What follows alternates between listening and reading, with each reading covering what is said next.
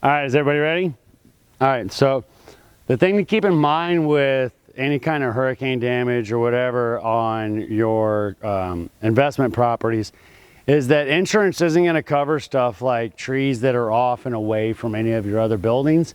So if you have trees like this and they aren't well taken care of, you're going to have issues, and you're just going to have regular maintenance and routine stuff that you're going to have to take care of because insurance is going to pay for it. Now, if it falls onto your property or your building or whatever, then that's a different situation entirely. It will cover if it falls on that, but if you're off and away from everything, this is still a huge expense that you need to consider. There's a lot of things that you need to understand, what you're doing when it comes to investment property, because there's a lot of rumors and everybody does.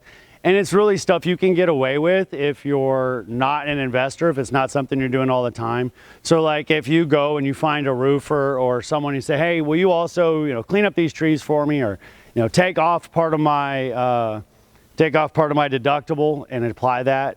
That's good and it sounds great and everybody does it. But as an investor, if you get caught doing that, you're an expert, you're a professional. You're gonna not be able to say, hey, I didn't know any better.